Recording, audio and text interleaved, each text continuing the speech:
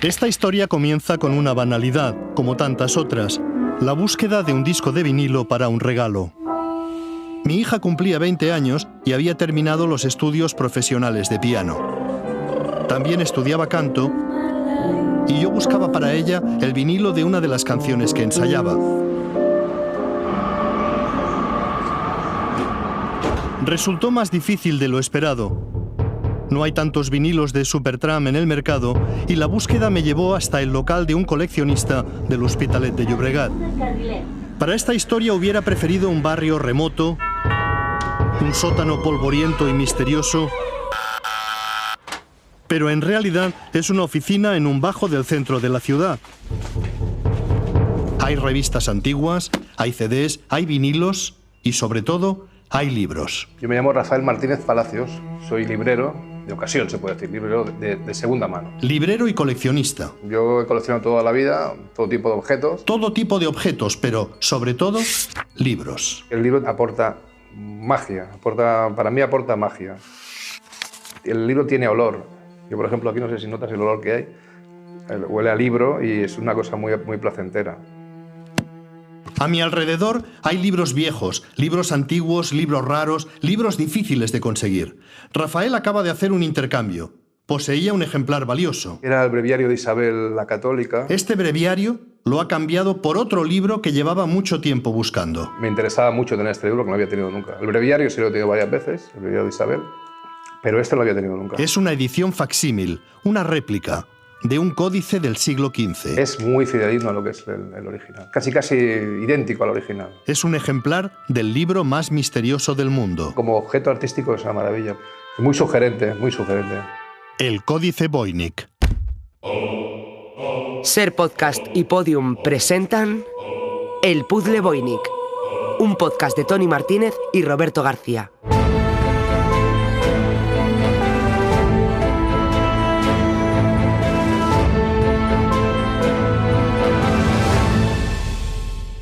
Capítulo 1. El libro más misterioso del mundo. Pesa 693 gramos. Tiene 252 páginas. Algunas de ellas desplegables. El tamaño es de 25 por 15 por 6 centímetros. Está escrito a mano. Hay ilustraciones. Se llaman iluminaciones. Son dibujos en color de plantas y de especies animales, círculos zodiacales, estrellas y unas figuras de mujer con el vientre hinchado conectadas a lo que parece un sistema de tuberías. La información que contiene este libro no la conoce nadie. El texto está en un idioma desconocido. No hay más que teclear Voynich en el ordenador para encontrar centenares de miles de referencias. Aficionados y profesionales, académicos y frikis, académicos frikis, científicos, historiadores, paleógrafos, criptógrafos, lingüistas, investigadores de todo el mundo se han interesado por un manuscrito que no se sabe lo que dice, pero contiene 1000 historias. La primera, ¿por qué lo llamamos Voynich? Porque Voynich era el apellido del librero que lo descubrió en 1912.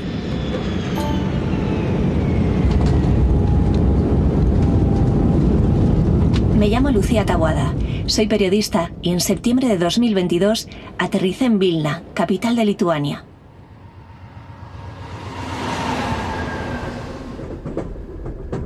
En Vilna tomé un tren para viajar 300 kilómetros al oeste, hasta llegar a la pequeña ciudad de Telšiai.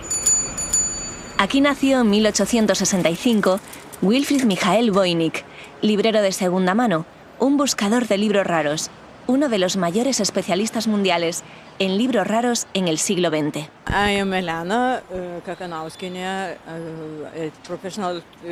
Es mi guía en Telšiai, Elana Kakanuskinia.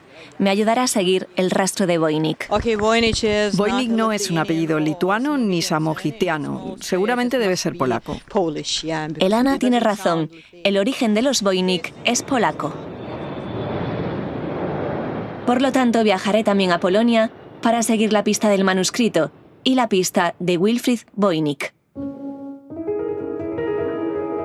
Polonia estaba bajo el dominio ruso. Marcena Adamczyk es diplomática y profesora en la Universidad de Varsovia, donde Wilfrid Voynich estudió química a finales del siglo XIX. A Marsena apenas le suena el manuscrito. Me sonaba, pero nunca me acerqué al tema.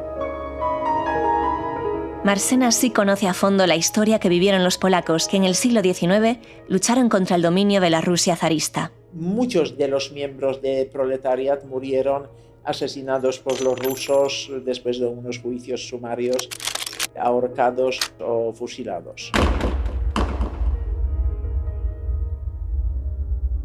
Wilfried Voynich fue miembro de la organización Proletariat. Fue detenido por los rusos, pero no fue fusilado. Fue encarcelado en Varsovia y después deportado a Siberia. Huyó de Siberia, cruzó toda Asia hasta llegar al puerto de Hamburgo, embarcó hacia Londres y allí conoció a una mujer irlandesa, traductora, escritora, pianista aficionada a Chopin y simpatizante de la Revolución Rusa. El nombre de soltera de esta mujer era Ethel Bull y uno de sus descendientes es escritor, como ella, y vive en Londres. Dear Jerry Kennedy, my name is Paula García. I am a journalist. And I'm working en la primavera de 2022 escribió un correo electrónico al periodista y escritor inglés Jerry Kennedy, descendiente de Ethel Bull y de Wilfried Voynich. En la sede del Instituto Cervantes de Londres entrevisté a Jerry Kennedy, tataranieto de Ethel Bull. My name is Jerry Kennedy. Kennedy publicó en el año 2004 un libro sobre el manuscrito Voynich que fue un fenómeno editorial planetario. Estaba en el funeral de mi tía y resulta que uno de sus familiares se acerca a mí y me dice: ¿sabes que tienes parientes interesantes? Y dije: sí. Las biografías de Ethel y Wilfried, que reconstruiremos en los capítulos 5 y 6, son una catarata de aventuras, hazañas, guerras, sorpresa, amor y un misterio sin resolver. El manuscrito.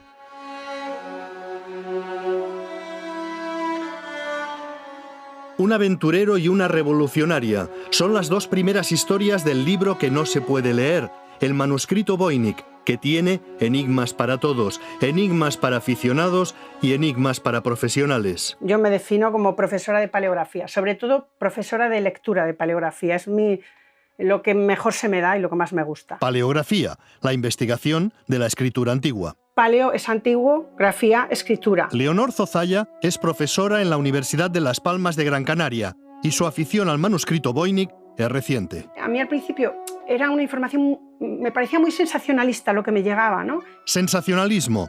El Voynich está escrito por extraterrestres. El Voynich llegó en un ovni. Pues yo qué sé, ovnis, etc. Entonces, como que no me atraía. Las alusiones populares a los extraterrestres han ahuyentado a muchos estudiosos durante décadas, pero hoy el Voynich recibe atención y respeto académico. El manuscrito original está en la biblioteca Benneke de la Universidad de Yale, en Estados Unidos. Su conservadora y principal investigadora es Lisa Fagin Davis, presidenta de la Asociación de Medievalistas de Estados Unidos. Recibe muchísimas peticiones de curiosos y de periodistas, pero me atendió con amabilidad en una conversación telefónica. Una de las cosas que trato de hacer es dar al manuscrito credibilidad académica. La página web de Yale ofrece imágenes en alta definición de todas las páginas del manuscrito Voynich. Nadie tiene acceso al original. Porque el manuscrito es muy frágil y la biblioteca se toma su papel de cuidadora con extrema seriedad.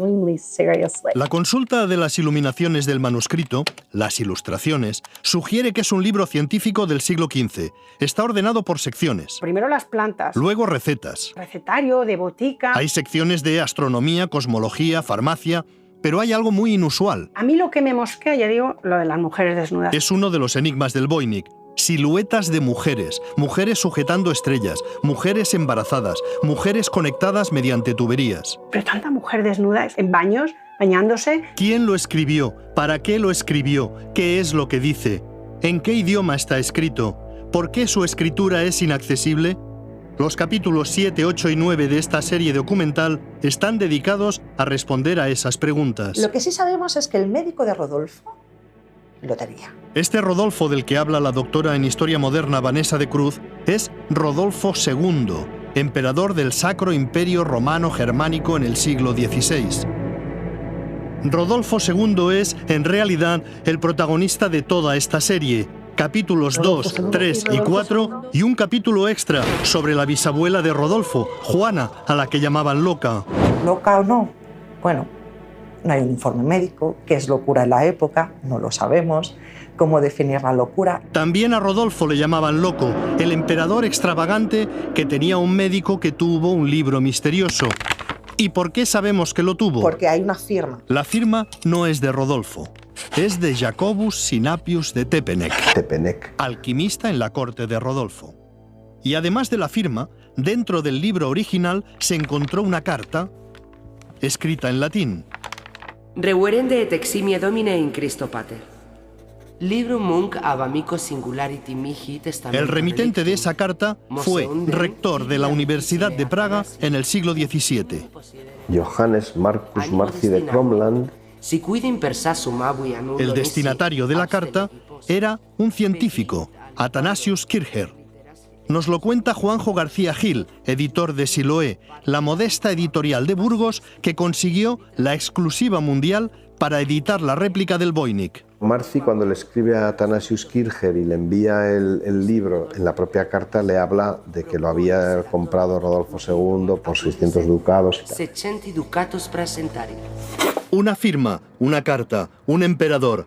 Todas las pistas conducirán esta investigación hacia la República Checa, hacia Praga.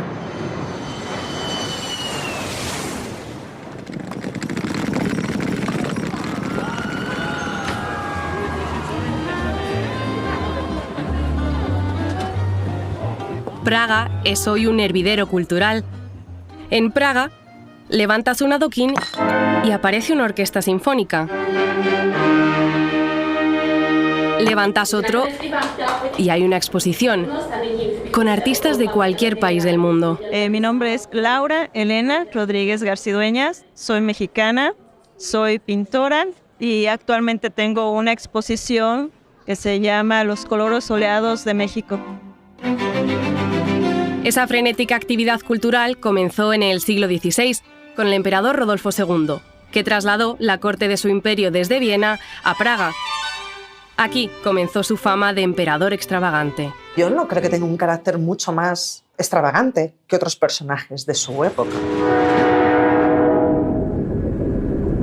A 120 kilómetros de Praga, en la ciudad de Pardubice, hay una pequeña universidad. Soy Pavel Marek. Pavel Marek es director del Departamento de Historia. Catedrático del Departamento de Historia de la Universidad de Pardubice. Es especialista en historia de la diplomacia, específicamente de las relaciones hispano-checas en el siglo XVI. Habla sobre Rodolfo II y sobre su fama de emperador extravagante. Les sorprendía que el monarca pasaba mucho tiempo con los artistas, alquimistas o magos. Un emperador que simpatizaba con los magos y que nunca se casó. En la Edad Moderna era muy raro que un soberano permaneciera soltero y no engendrara hijos legítimos. No tuvo heredero, pero sí muchos hijos.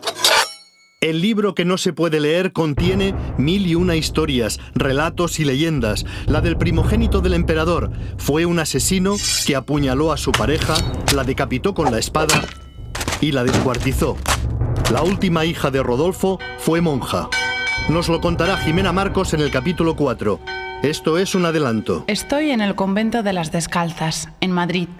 Aquí vivió la última hija de Rodolfo II, Ana Dorotea de Austria.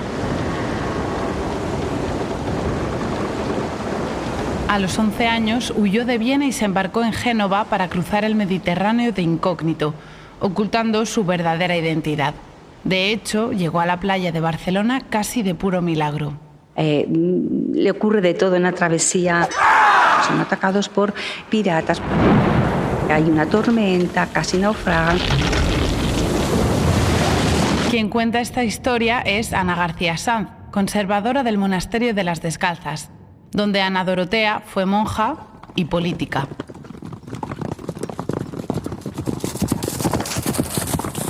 Un hilo directo político unía Praga con Madrid, y esa unión pudo ser mayor. Rodolfo II hubiera podido ser Rodolfo I de España. Estuvo a punto de serlo, Felipe II apreciaba a Rodolfo, Rodolfo admiraba a Felipe II, pero esa complicidad se rompió y la distancia acabó siendo tan grande que entre los dos se interpuso un elefante. Rodolfo II pedía a su tío que le enviase un elefante. Es el siglo XVI, América es una novedad para Europa y dos Habsburgo, Felipe II y Rodolfo II, los hombres más poderosos del mundo, rivalizan en mostrar su poderío. Animales de América, de Asia.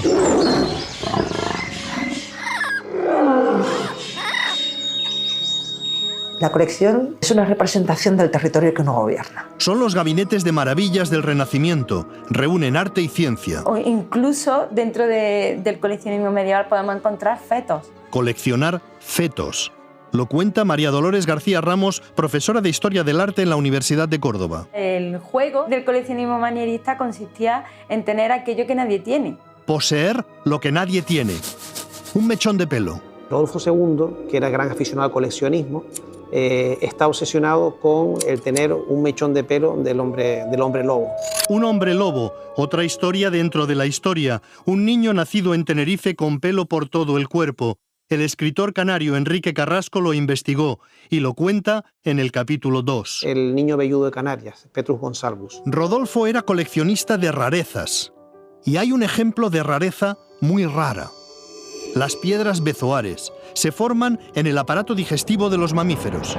Es un cálculo en el estómago de cualquier mamífero. Entonces el propio estómago se protege, no pudiendo expulsarlo, envolviéndolo de sus propios jugos que se van solidificando, entonces se convierte ahí como una pelota. Pablo Jiménez Díaz es doctor en Historia del Arte y un especialista en el coleccionismo del emperador Rodolfo II. Por algún motivo que yo desconozco, la verdad, eran considerados extraordinariamente valiosos, lujosos por sus propiedades medicinales, era el bezoar de la cabra de la Anatolia.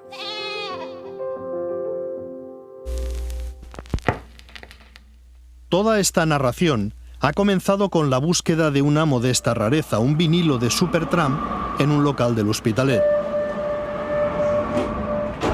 Aquel día, de regreso a casa en metro, navegando en Google con el móvil, saltando de Voynich a Rodolfo, ya estaba decidido a contar esta historia. Y una melodía se me había metido en la cabeza. Una canción del siglo XVI que yo había cantado en un coro.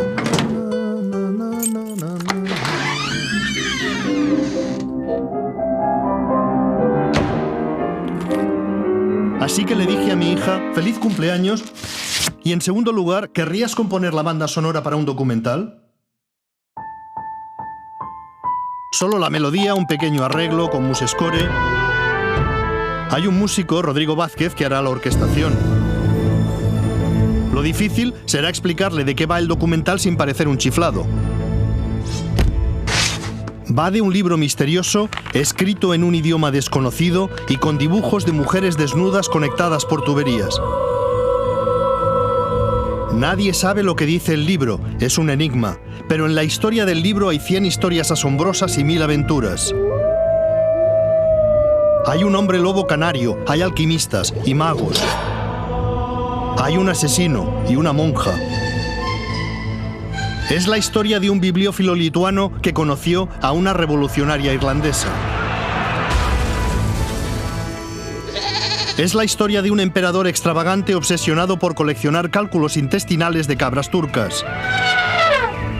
Es también la historia de por qué su tío Felipe II nunca le regaló un elefante. Yo creo que viajaremos con la armada de Felipe II a invadir Inglaterra. El realizador será Roberto García.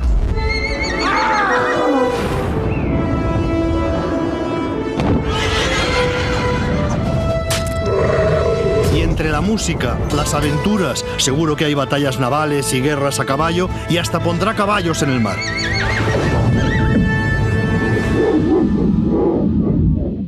¿Te apuntas?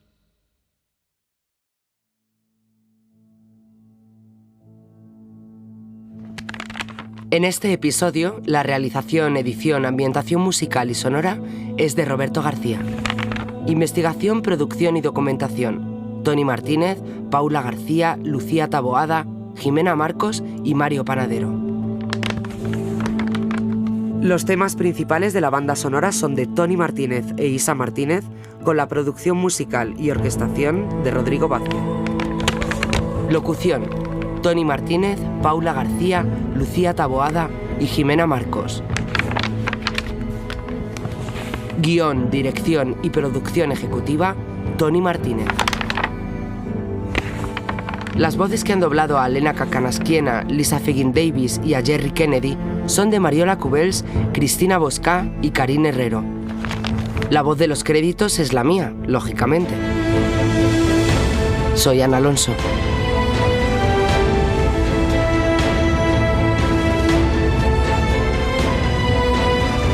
El puzzle Voynich es una producción de Tony Martínez.